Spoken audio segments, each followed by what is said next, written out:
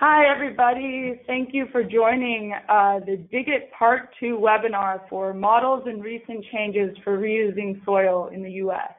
Happy Valentine's Day. We're happy that you're spending it with us today. Some quick housekeeping items to go over before we start. If you look to the right hand of your screen, there should be a handout where you can download the presentation and have it for reference after the fact. A recording of the webinar will be available and will be attached to the follow-up email.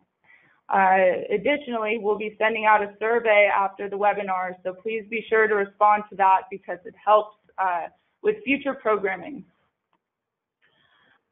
So my name is Erica Rippey. I'm the program manager at the Center for Creative Land Recycling. We are a technical assistance to Brownfields community grantee, and between us, the New Jersey Institute of Technology, and Kansas State University, we help cover the United States in terms of technical assistance to Brownfields. We do one-on-one workshops, webinars, grant review, as well as policy research and consulting. If you have any questions about CClear, feel free to contact us or visit our website at www.cclear.org. And be sure to follow us on social media. We post funny pictures and get engaged with the Brownfields community on Facebook, LinkedIn, and Twitter. So now for today's presenters, I would like to hand it off to Martha Faust, who is the Executive Director of Minnesota Brownfields, who is helping put this webinar on, and she will take it from here. All right. Good afternoon, everybody. I want to say thank you to the entire CClear team for helping with the significant logistics of accommodating speakers from throughout the country in today's presentation. Thanks also to today's speakers. Maybe if we can go to the next slide to see the additional speakers that will be coming later in the webinar. And think of today as kind of a Valentine's Day smorgasbord of soil reuse. And you're going to hear from folks, CClear folks, if you want to advance to the next slide with our speakers. There's Amy Hadiaris and Kevin McCarty and Dan Walsh. You're going to hear from all of them today. If we could go on to the next slide, this is part 2. Last week we looked at the Clare model in the United Kingdom and what is happening there with soil reuse. If you missed that presentation and you're interested in catching it, I believe there's a recording of the webinar on CClear's website, so feel free to access that. And then in the blue bubbles, you just see kind of a sampling of some of the current efforts that are happening around the country with respect to soil reuse. So today we're going to kind of taste a bunch of different examples briefly. And we have time for Q&A at the end. So I would encourage you, as you're hearing from the presenters, use the chat box throughout the presentation. Don't wait till the end, and we will get to as many of your questions as we can. And with that, I would like to introduce Kevin McCarty of GEI Consultants, who is going to talk about recent changes in New York State. Thank you very much, and again, happy Valentine's Day to everyone. We don't often talk about dirt on Valentine's Day, but it is a special subject for, I guess, everyone here. You can go to the next slide, please. What I'm going to try to cover in just a very short period of time is the first major change in the New York State solid waste regulations in literally a quarter of a century. So there's a lot to it. There's a lot of information. This basically shows it covered primarily in what we're going to talk about, the beneficial reuse of soil and fill material. Other major changes in it also involve the reuse of navigational dredge material, which is a really important topic. I'm not going to cover that, but it is included in the regs, as well as gas storage brine material. But the primary subject for today is upland material reuse. A couple of years of kind of public comment rulemaking process many presentations and workshops, and literally thousands of comments went into creating this. So if you want to go to the next slide.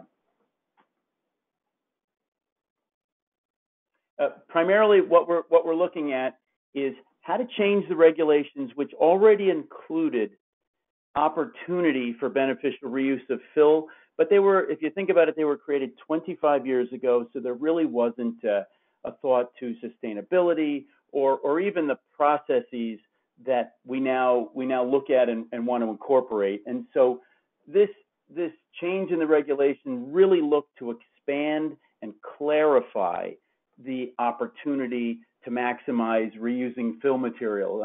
And this little graphic just shows kind of you're taking material out and you really want to kind of put as much back in as you can instead of importing material and taking material off site. Go to the next slide.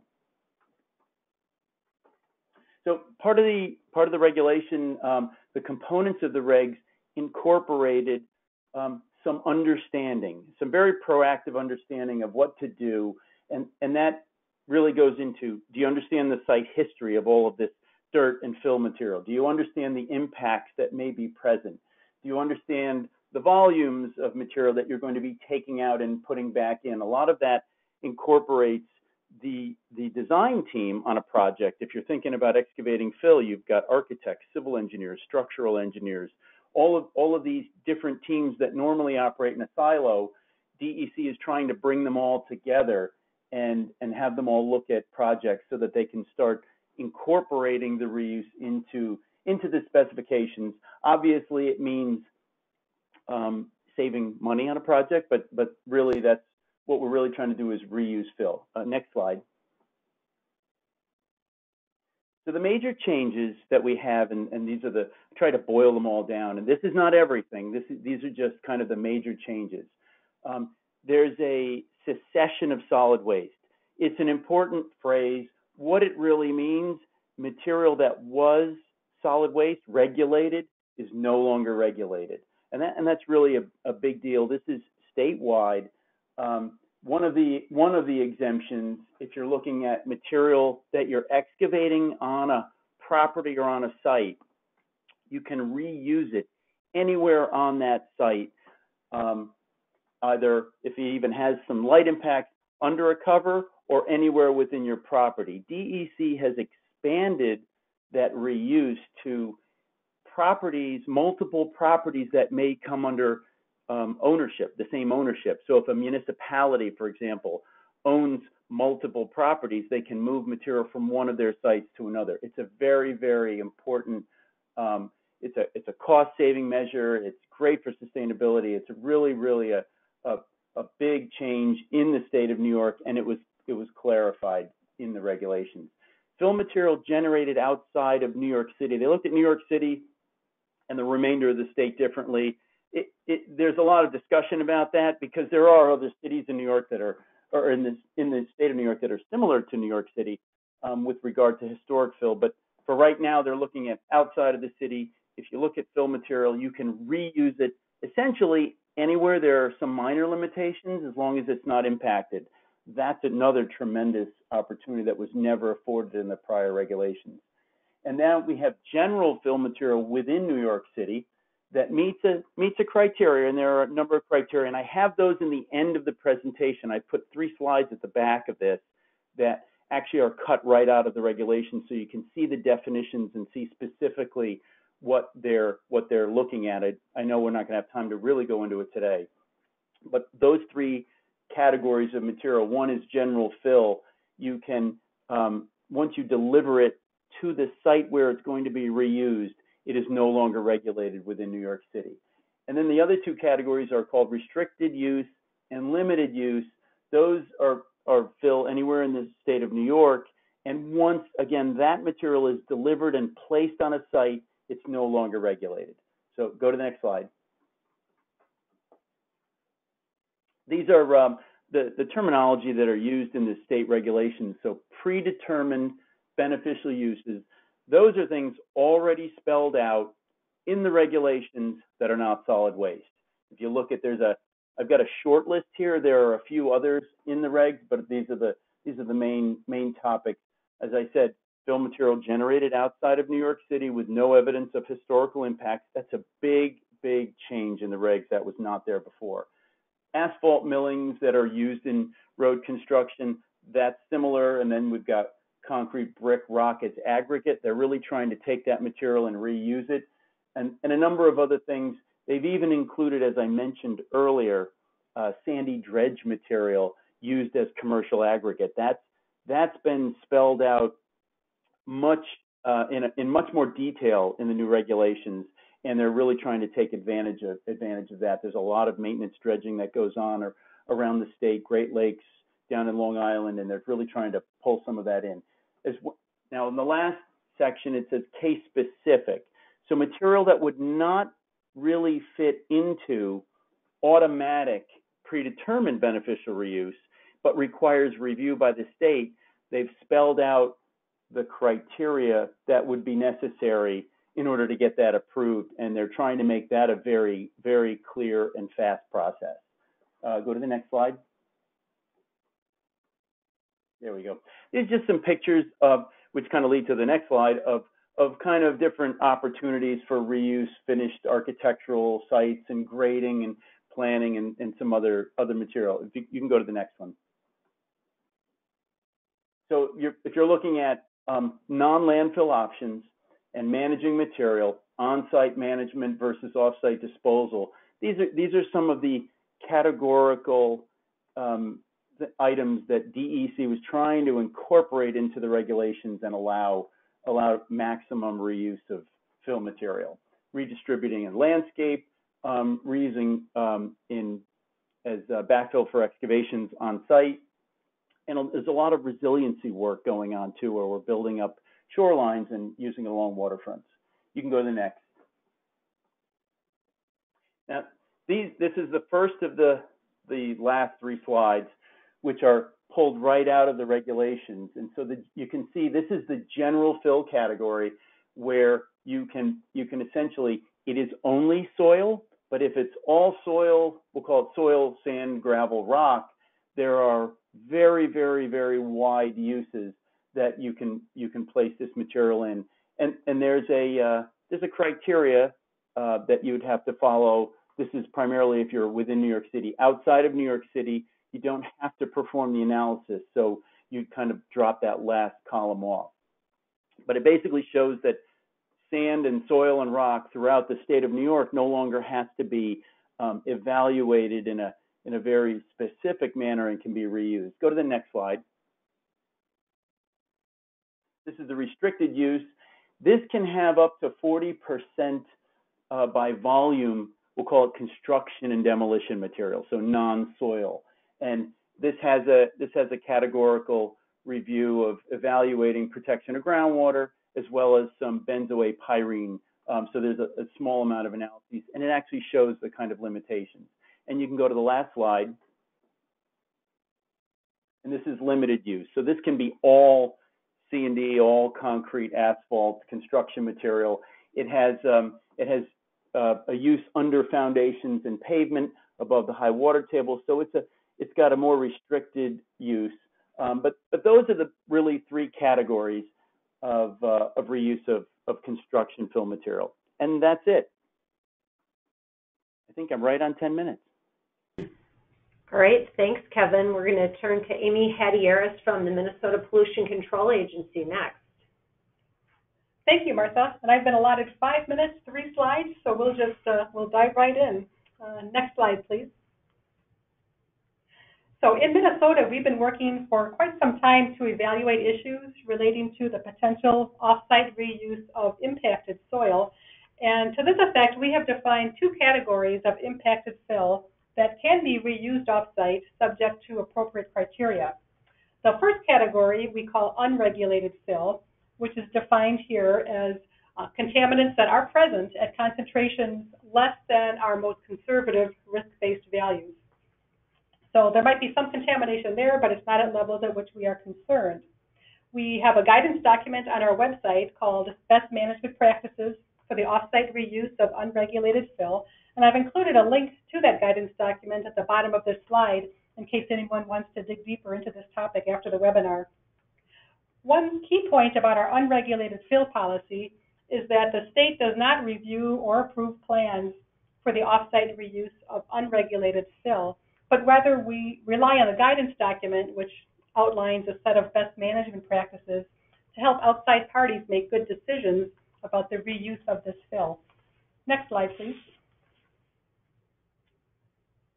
The second category of impacted fill that can be reused offsite is called regulated fill, and that's defined as excess soil in which contaminants are present at concentrations up to our industrial risk-based screening values. So Minnesota does allow for the offsite reuse of regulated fill subject to certain conditions which are laid out in our regulated fill policy. And again, once more, a link is provided at the bottom of the slide for your later use. A few key points about regulated fill is that, well, the first point is that both the importing and exporting site must be enrolled in the MPCA's Brownfields program. And in this case, the MPCA does review and approve the reuse plan for that soil. Secondly, offsite reuse of regulated fill is limited to other industrial commercial sites which already have similar types and concentrations of contaminants. So we don't want to spread the stuff around. We don't want to introduce a new contaminant that's not already there. And thirdly, the importing site has to have a legitimate need for that material as backfill or grading material. Next slide, please.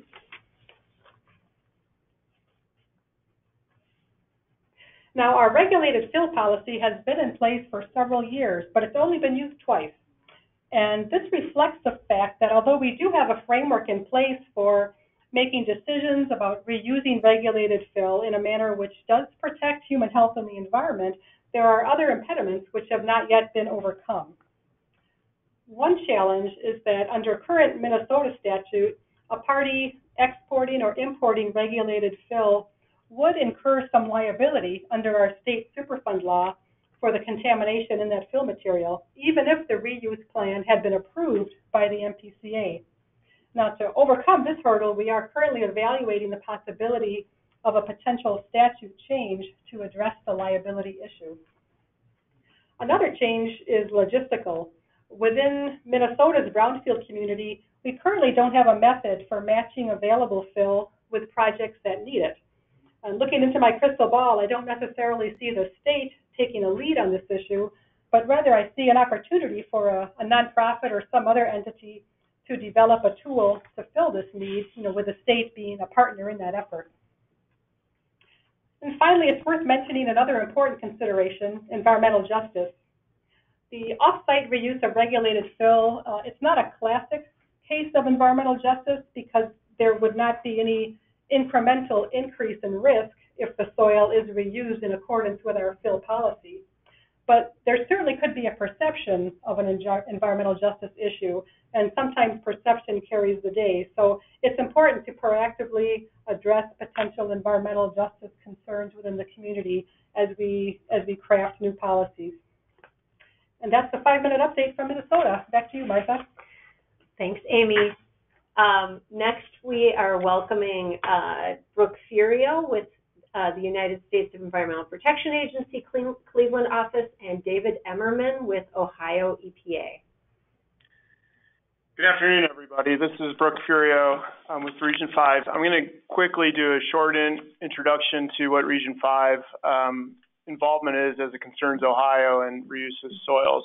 So, and then David will take the slides. So I'm not going to have any slides presented, so you won't see any turning. But basically with EPA, we got involved with the city of Cleveland out of Region 5 Chicago back in 2004. At the time, one of the things the city wanted us to work with them on was they were having major capacity issues related to managing their dredged materials out of the Cuyahoga River and the Cleveland Harbor. It's very traditionally the river dredging and maintenance dredging done by the Corps of Engineers every year has to go to a combined disposal facility because there have been historical contaminants in the material. And they were running out of room for the material, and the cost of building a new combined disposal facility was quite large. They were looking for other alternatives. So slowly, from 2004 until about 2011, EPA provided seed money to the Port Authority, the county, the city, and working in tandem with Ohio EPA, started to experiment with projects. And one of the things we learned really quickly is, we have, which I think Minnesota just basically went over, issues of liability, perception, usability, and then the context of reuse were not really well established for the use of this material. And we basically relied on the state's voluntary cleanup program then to provide us opportunities and to kind of manage all those issues. And so what we did is we basically mined materials out of some of the existing CDFs in Cleveland and then moved them to sites within Cleveland, from recreational uses to residential to industrial commercial venues, and then ran those projects through the voluntary cleanup program in the state of Ohio, which is called the VAP, or Voluntary Action Program. And we learned quite a bit. I'm going to turn it over to David, but one of the things I wanted to note is, we're seeing different programs throughout the country, and I think EPA certainly supports reuse of this material. I think different markets will ask for maybe different solutions. One thing we learned in Northeast Ohio is that the real estate opportunities might not exist in the same ways that there are in other parts of the country. And so we are starting to think that maybe a storefront is maybe one of the best solutions, where we'd move this material to an area and then do things to the material and make it into products that can compete with basic construction materials. So using it for fill, topsoil, and other types of construction materials and fill materials might be the best place. Matching up projects has been somewhat difficult for us in meeting the timelines for when the dredging activities are going on. So there's a lot of logistical things that have to go into this. But with that, I'll turn it over to David. David works for Ohio EPA, and we're, at least from EPA's standpoint, we're really happy to see the state taking the lead to address some of these challenges. So David? Thank you, Brooke. As Brooke said, my name is David Emerman. I'm with Ohio EPA, and I'm in charge of our dredge program here. So next slide, please. So we here in Ohio, we have 8 federal commercial navigational harbors in Lake Erie. They contribute billions of dollars in direct benefits to the state and to the nation, and support tens of thousands of jobs. To be able to keep these harbors open, they all require dredging from the Army Corps of Engineers. Every year, the Army Corps removes about 1.5 million cubic yards of dredge materials from our harbor. And to put that in perspective, that's about enough material to fill up Cleveland Browns Stadium every year, which, given the record, is a very difficult thing to do. So historically, for 7 out of our 8 harbors, the material has been disposed of in Lake Erie. Next slide, please. So if you're not familiar with the dredging process, specifically in the Great Lakes, it's typically done by a clamshell, bucket, and crane. That material is loaded onto a barge, as you can see in these pictures here. Next slide, please. So that barge ends up being filled with mostly the dredge sediment, but a good amount of water as well. And these barges are split hull barges, which means that they can drive this barge right out into the middle of Lake Erie. The bottom of the barge opens up and it dumps right to the bottom. So about 1.25 million cubic yards of dredge material go into Lake Erie every year in this method. However, starting in 2020, Ohio has banned the practice of open lake disposal.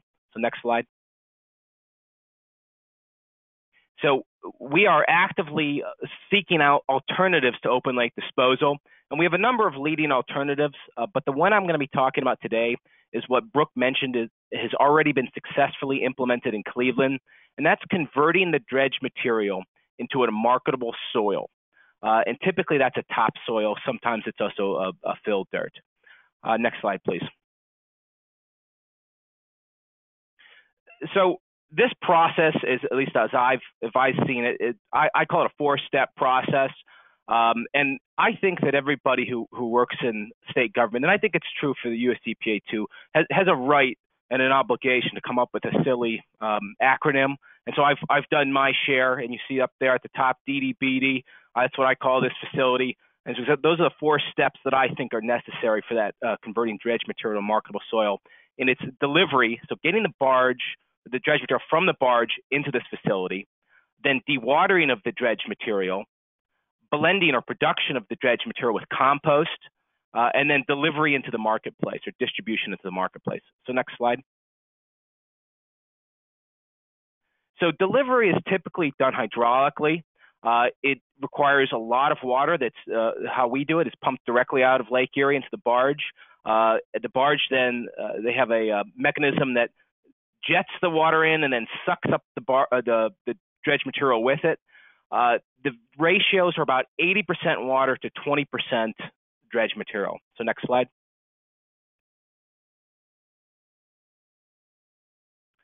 So then the way that the dewatering is done is in Cleveland, they have built this structure of basins so that they're sloped in a way and they're connected with different weir structures so that the coarse material will fall out of the water first.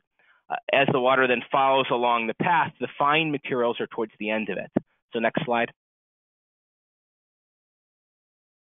So during the production or blending phase, the coarser material, the sand, that has enough value that they can dig that out, and they know which basins that falls out in. They can dig that out and sell it as is. It has enough value.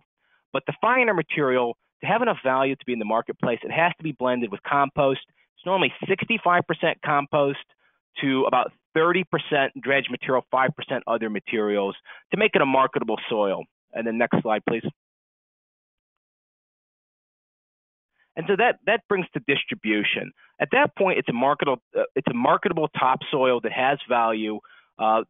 What is being done in Cleveland and what we're replicating at these, are planning to replicate at these other ports, then it's trucked to different nurseries and sold to consumers who are either homeowners picking it up with a pickup truck or landscapers who pick up with larger trucks. So next slide. So regulatorily, in Ohio, the dredge material is considered a waste material.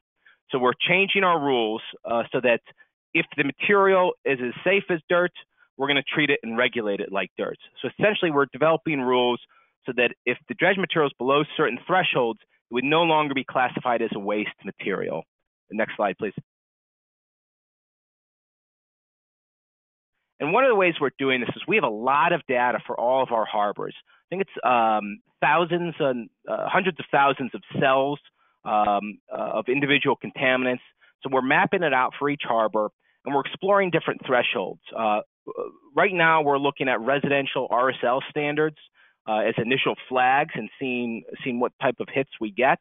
We're finding that there's only a few contaminants in each of our harbors that are that we have to do further investigation on, and there's some of the, I would say, less toxic. So the iron, aluminum, metals such as that. We do have BAP, and so we're looking at ways of evaluating that to determining when we can declassify it as no longer waste.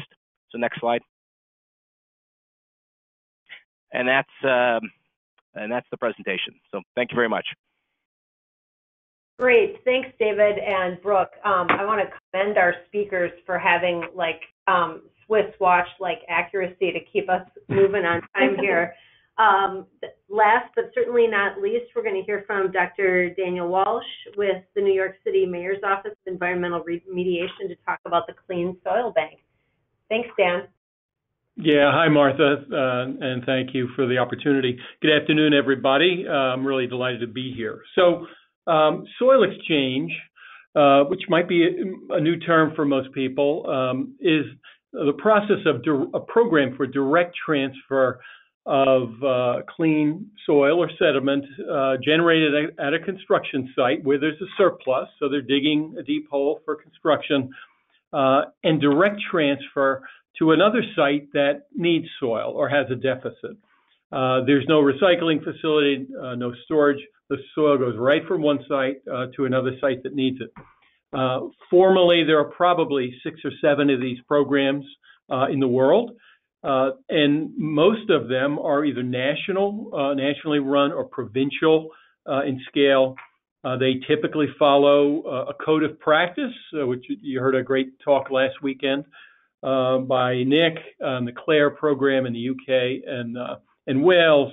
A code of practice in the US, you would know it as a best management practice, or government regs might regulate those programs.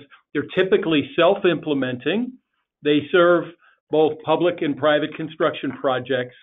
And the goal of this matching of generator and recipient is to drive up rates of recycling, to cut cost of construction, and in a lot of cases to save landfill space. Last week, as I mentioned, we heard from Nick, and there are programs just like the CLARE program in Ontario and other programs as well in South Korea, Australia, and France, and a couple others. Next slide, please.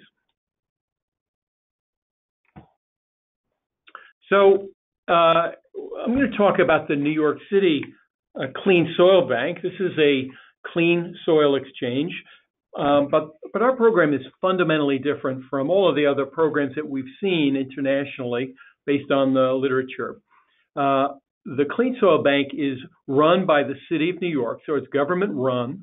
It's a nonprofit program, so there are no charges for the exchange of material.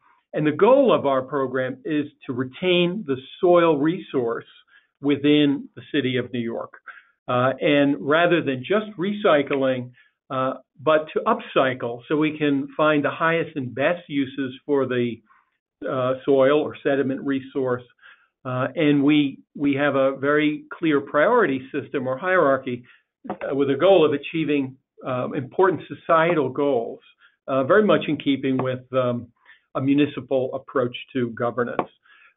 Soil originates, as this slide shows, it originates at construction sites as part of deep excavation. So often there's a shallow layer of common fill with contamination that is disposed by in licensed facilities, but we're really talking about deep-seated, clean native material or B horizon soils. This is a really valuable resource. And next slide, please. So here's an example of how the program works. Here we have on the upper right a generating site that's on Queens Boulevard, and they were generating about 3,200 tons of clean native soil from a deep excavation, and they transferred that soil directly to a construction site operated by the City of New York. The city was building a tidal wetland in Sunset Park a few miles away. Transfer of the 3,200 tons happened over about 4 days. It saved the generator about $60,000 in disposal charges because they had a much shorter transport distance and no tipping fee. And it saved the city about $150,000 in purchase costs. Next slide, please.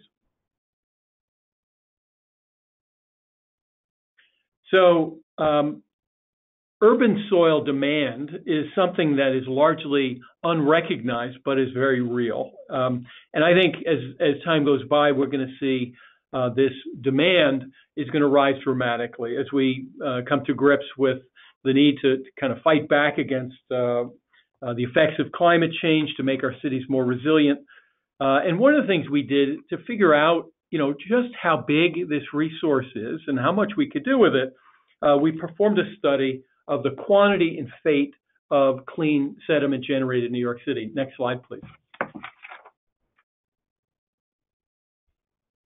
And I apologize, these slides got kind of garbled, but I think you can still make out what's going on here. So here's what we found from our study.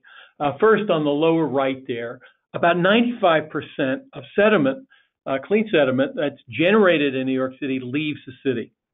And in the mind-bending map on the upper left, it's a line map. Each of those lines originates at a construction site in New York City. That's that purple area in the center. And the lines terminate at disposal facilities. And you can see that literally clean soil from New York City is flying all over the metropolitan region. And for scale, and I have to admit the scale here is, the aspect ratio is off, but from top to bottom is about 150 miles. you could imagine there's a tremendous environmental impact of this approach to sediment or soil management. This is the commercial model. This is all commercially managed, no government policy or intervention here, and really tremendous environmental impacts. But more importantly, in some ways, is New York City's hemorrhaging natural resources of sediment, and we're also hemorrhaging construction capital. The costs for construction in New York City are driven way up by this pretty unsustainable approach to material management. Next slide. So here's our solution. It's the New York City Clean Soil Bank. We've now operated for 5 years. We've moved around 500,000 tons of clean native soil. And on the upper left, that map shows the same kind of a line map, only it illustrates the soil bank's performance. And as you can see, there are lots of lines in there, and none of them leave the boundary of New York City. So we're taking soil generated in New York City, and we're finding matches at other construction sites in the city. As you might imagine, transportation distances are driven down here by about 75%, and we see an absolute cascade of environmental and economic benefit. And really the best part is that we now have a really large supply of clean native soil that can contribute a real wealth of societal goals if it's used properly by upcycling. Next slide. So I mentioned a cascade of environmental and economic benefits. I'll go really quickly around the dial here from 12 to 9 o'clock on this. We're driving down environmental impacts. We're lowering truck travel mileage, fuel consumption. We're lowering greenhouse gas emissions and improving climate effects. And we're also driving down air pollution. And that's just a few of the environmental benefits. At 8 o'clock, we're improving environmental justice outcomes because we're not using these kind of intercity transfer facilities. At 5 and 7 o'clock there, we're conserving natural resources, both in the city and outside the city, because a lot of the material that would otherwise be used would be native materials from elsewhere. We're also improving habitat.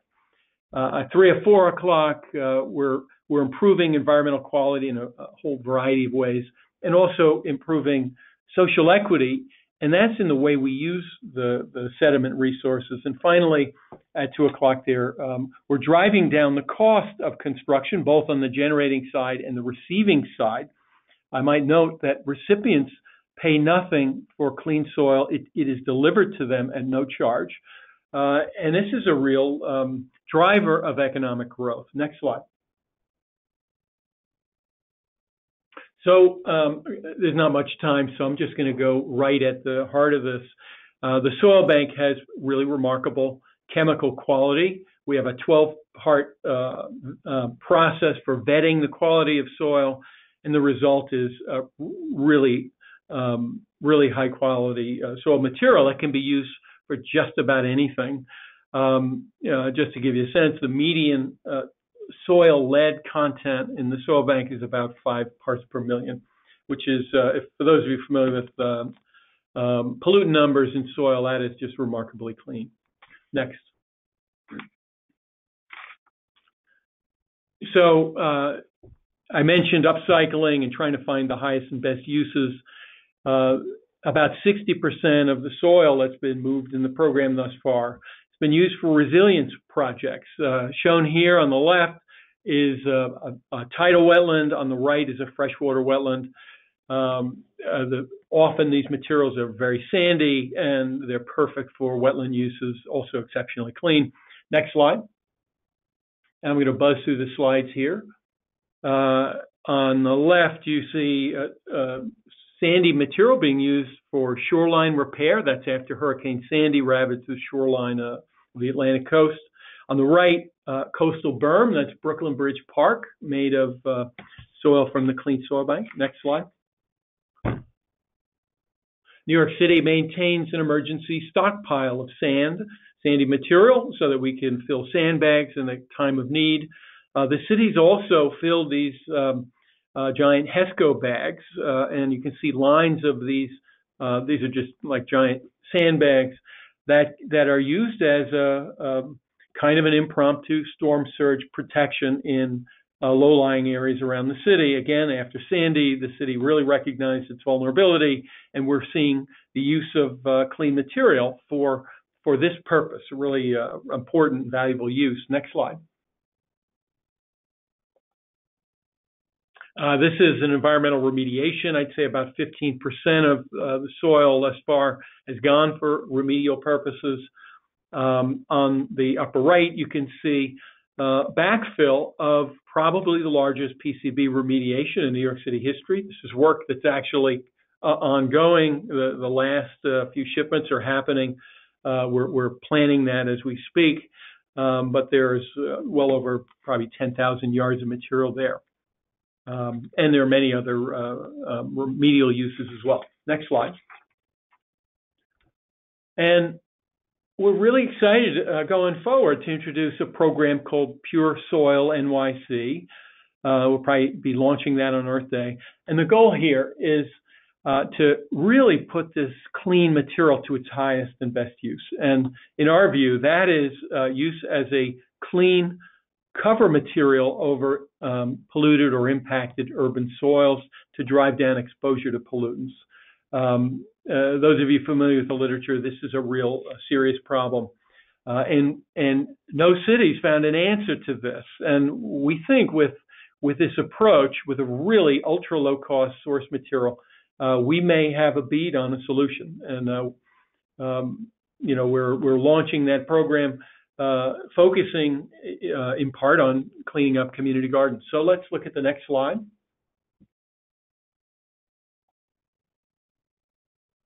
This is an example. This is a community garden prospective site in the Bronx before. Next slide. This is on the upper left there. That's what the site looked like right after a layer, I guess 1.5 feet of clean sediment was brought in and leveled throughout the site.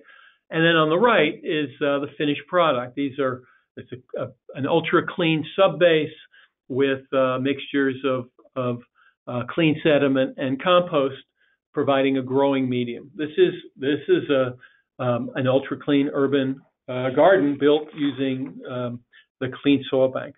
Next, final slide. So going forward, if you have any questions, if there's anybody out there from a city that's interested in this, by all means, contact us. We'd love to work with any city with an interest in working to build its own exchange. And what I can say in conclusion is that cities have enormous potential to govern environmental systems and to regulate environmental quality. That's work that's done now almost exclusively by states and the federal government. But there are real values for cities to take on programs like this. In my view, the kind of refined detail that we're able to do at the city level wouldn't be possible at the state, regional, or national level. So, and then going forward, I'd say, the soil bank is just one example of how cities can really lead on environmental matters like this.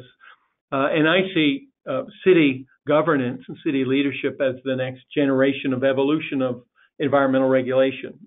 So there really is so much opportunity out there that's untapped, and so much reward if we build programs that can tap in. Again, if you want to learn more, we'd be delighted to work with you. Again, that's the end. Thank you. All right. Thanks, Dan, and thanks to all of our speakers. This is Martha again. I think we may have a bonus slide here that we could advance through, and then we'll move on to the slide afterwards. We're going to get quickly to Q&A, and I see that folks have already sent a number of questions, so if there are questions you want to ask, there's still time to do that. If we can move on to the next slide, that is the map of the U.S. with opportunity. My job is to take 1 minute to kind of wrap up all the presentations that we've heard thus far and to kind of pull out the common themes.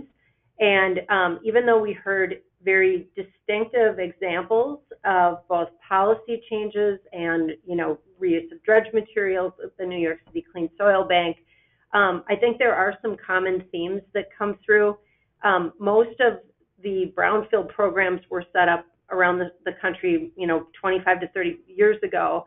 And, it really strikes me that thinking has changed and that these systems have needed to be rethought as time has progressed. I think Kevin hinted at that.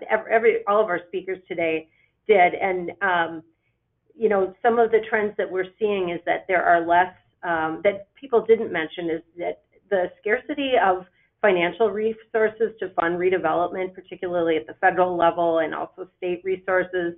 And then at the same time, increased market pressure throughout the country in terms of increased desire for redevelopment. And I think there's no reason to think that that is going to change over time. And so you have these additional pressures that weren't present at the time that these programs were set up a few decades ago. And so there's a real need to find opportunities for cost savings and efficiency, and also to think of additional ways to introduce sustainability into our soil management practices. And all of the speakers today sort of alluded to that. And I think it starts with changing our thinking of soil, not as a waste, but as a resource. I think Brooke and David said as much. So with that, you're looking at a map of, Superfund sites around the country is just sort of where, there are opportunities in the future to think about introducing some of the concepts that we've heard about today. With that, let's take the balance of time to get to some of the questions. So the first question that I see is going to direct to Dave and Brooke in Ohio. A questioner asked, typically the finer dredge particles contain more of the contaminants. Should they be present? In Ohio, do you mix the finer particles with compost to dilute the contamination? And if not, what value do the finer particles bring to the compost? I hope that makes sense. Yeah, I think I got the question. And so thank you for that question. It depends, right? So I see that as two different questions. One is the value of the finer material, and the second is, does the finer material have more contaminants? So to answer that second question first, yes, we found that the finer material has higher levels of contamination than the coarser material, which is one reason why coarser material is easier to get to the marketplace without doing anything to it. The second part of the question was the value of the fine material. So typically in a topsoil blend, whether it's dredge material or otherwise, they're not taking sand. They are taking that finer material and mixing it with compost. So that's a standard blend for topsoil. The purpose of blending the material is not necessarily to get rid of the contamination, but to make it a marketable soil. The finer material can be used as a construction fill without any sort of blending with compost, but at a nursery, it really needs to be blended with compost to have that value. So the value is that combined product. And then with regard to portions of the harbor that have more contamination, so if you remember that map that I sent with all those little dots, we're looking at where the higher levels of contamination are in each of these harbors. And if the contamination is at unacceptable levels, then it remains in the CDF or confined disposal facility forever. So the contaminated material above certain thresholds doesn't go into the marketplace. So hopefully that. I'll only just add that we've been remarkably surprised since about 2004 when we really started looking at this issue. The perception of how contaminated the sediments, the dredged material, it was or is, has not been matching with what we're finding. So the river systems in Ohio, especially the ones that we've been studying, are much cleaner than they used to be. And I'll have to, I'm going to add one more thing to that. And there's a big difference between whether it's safe enough to put in Lake Erie or safe enough to put upland. So For harbors, let's say like Cleveland Harbor, we found that the levels of contaminants are not safe to put in Lake Erie because of different pathways, but they are safe, at least the majority of it is safe, to put upland. Thank you. Okay, got a bunch of questions for Dan for the clean soil banks. I hope you're ready. Here's question one is, what, if any, unforeseen problems have been encountered with the soil bank? Well, I think that's a great question. Anytime you start a new program, the early kind of burn-in period, you learn a lot. And there are many examples. Probably overall, they're not that notable in terms of program performance. There are little things we learned, like parties who are kind of boxed out by the movement of soil for free. Parties that might otherwise handle it and get income from that, like recycling facilities, can exert negative impacts on a transfer if they're given that opportunity. We've had that happen a few times, like gates closed and materials couldn't flow. But by and large, things have worked out pretty much according to expectations. Quality has been remarkably high. The key is you really need to have good vetting. And there was a slide there that shows some of the steps, environmental assessment of properties, oversight of the excavation is critical so that you have an environmental professional actually watching the material removed. And in that way, our program is very similar to what you saw when Nick spoke last week. Okay, great. Next question, another question for Dan. The soil exchange program, it says it is a nonprofit and there is no charge for soil delivered to the receiving site. So where is revenue generated to offset the transport costs? If you can comment on that. Yeah, it kind of sounds like a dynamo, and it can't really be so, but it is. So in New York City, if you're generating soil as a developer, there's no way to sell that directly. You're dealing with the commercial enterprise. Most of the material leaves the city. It's a long transport distance, so you pay for that. There's tipping at a receiving facility. You got to pay for that, and there's taxes on top of that. Really high cost. What we do is save them about 80% in total cost by providing a local match where somewhere they can drive a couple miles and tip their soil. There's no taxes, no fees on top, no tipping fee, and the transport costs are much lower, and they can do many more cycles in a day. So their costs go down by a lot. The average generator saves in our program, so we're around $250,000 per exchange, and recipients get it free of charge.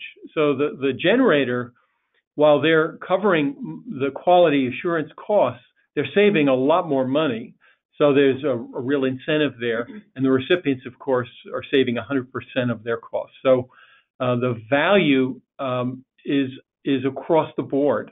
So what we do is, since there's so much money to be saved on the receiving end, our hierarchy is to get soil first into city government projects to drive taxpayer costs down. And in that way, this program more than pays for itself.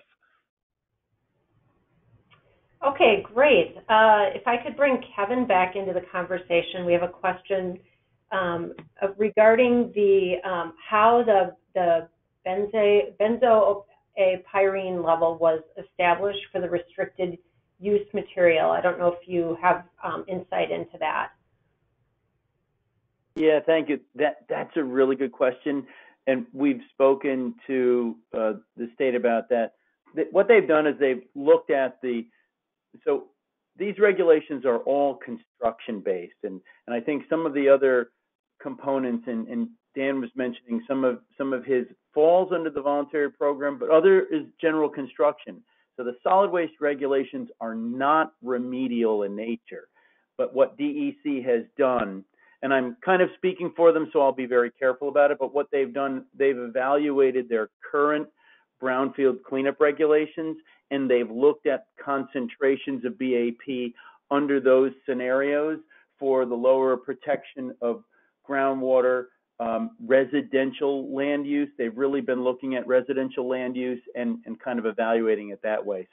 So what they've done is they've incorporated some BCP Brownfield Cleanup Program cleanup criteria into the solid waste reuse.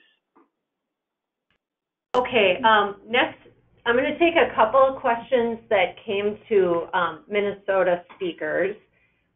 Someone asked, they may not have caught the acronym earlier, what is MPCA and what is BMP? So MPCA is the Minnesota Pollution Control Agency, analogous to, a Department of Environmental Protection in a lot of other states. And BMP stands for Best Management Practice. Another questioner asked that in Minnesota, it said our state brownfield cleanup funding programs are resistant to considering soil reuse as an eligible cost and have been resistant to supporting the concept of soil reuse facilities. I just know that that isn't a role for the Pollution Control Agency, but we do have state grant programs, and currently many of them do disposal costs are an eligible expense. So that is a phenomenon that is, sort of underwriting that cost of disposal that, is something that in a time where many of our grant programs are oversubscribed, it is putting additional challenge on the grant programs. And so that, that may be the case in other states. I'm not aware. Let's see. I have some questions that are more for, it could be multiple speakers. So a general question is asking how each program deals with debris-laden soils that would need to be screened in order to be geotechnically suitable, but there is not room on site to screen materials. Dan, I don't know if that is something that's relevant for New York City, but obviously you're very space constrained in terms of staging. Is that something you want to comment on? Otherwise, we can invite one of the other speakers to jump in. Yeah, sure. So thanks for the question. In the soil bank, we don't have that problem because we're in the native. We're digging through native materials, and there's no refuse. But we're looking to expand the scope of the soil bank to the fill materials that exhibit higher quality. And of course, they would have bulky material. And as Kevin mentioned, there are new regs at the state level to encourage reuse of light, mildly contaminated material. So that's just another example of how, cities can be more sustainable in use of that material. And probably a first step would be to run it through a shaker and then siphon off the large, bulky materials or any material that would have any chance of degrading, like wood, et cetera, producing either a nuisance or a hazard like methane. I think that would be a prerequisite for a lot of the beneficial reuses. All right.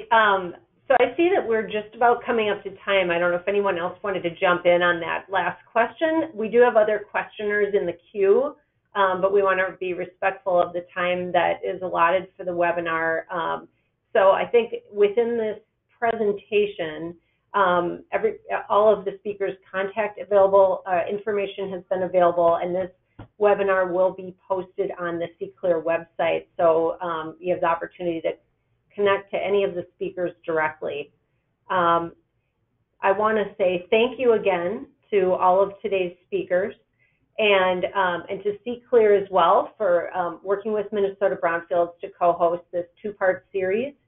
And thanks again to all of the members of the audience for taking time to tune in. We wish you all a happy Valentine's Day and look forward to connecting with you in the near future. Thanks.